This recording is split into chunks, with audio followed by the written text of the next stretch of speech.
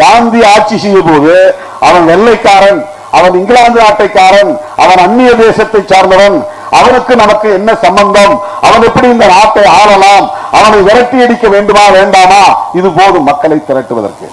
காந்தியடிகளுக்கு அன்றைக்கு தேவையாக இருந்தது இதுதான். அவன் வெள்ளைக்காரன், அவன் ஏன் நம்ம நாட்டை ஆள வேண்டும், அவனை விரட்டுவோம்.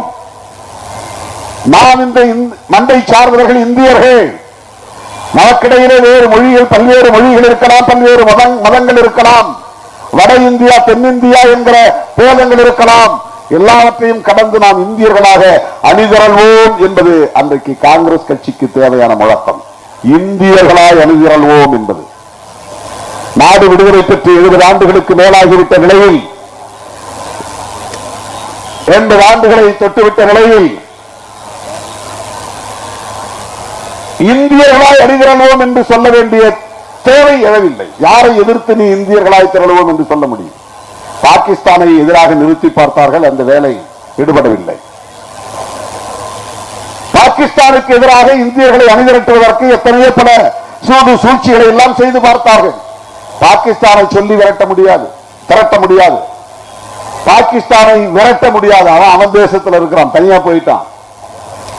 ஆங்கிலேயர்களை விரட்டுவதற்கான களம் இல்லை, அந்த முழக்கம் தேவைப்படாது. யாரை எதிராக நிறுத்தி இந்துக்களை திரட்ட முடியும்? இங்கே இருக்கிற இந்தியர்களாகவே இருக்கிற முஸ்லிம்களை அந்நியர்களாக்குவது, கிறிஸ்தவர்களை அந்நியர்களாக்குவது. எப்படி அவர்களை அந்நியர்களாக்குவது? அவன் பின்பற்றுகிற முஸ்லிம் மதம் அந்நிய தேசத்தில் உருவானது, இவன் பின்பற்றுகிற கிறிஸ்தவ மதம் அந்நிய தேசத்தில் உருவானது. இந்தியாவில் மதம் இல்லையா? சைவம் இல்லையா? வைணவம் இல்லையா? ஏன் பௌத்த மதம் இல்லையா? அது இந்தியாவில் தோன்றிய மதம் தானே. ஏன் சமணம் இல்லையா? அது இந்தியாவில் தோன்றிய மதம் தானே. இவன் ஏன் அந்நிய மதத்தை ஏற்கிறான்? நமக்கும் இஸ்ரேலுக்கும் என்ன சம்பந்தம்? நமக்கும் ஜெருசலேத்திற்கும் என்ன சம்பந்தம்?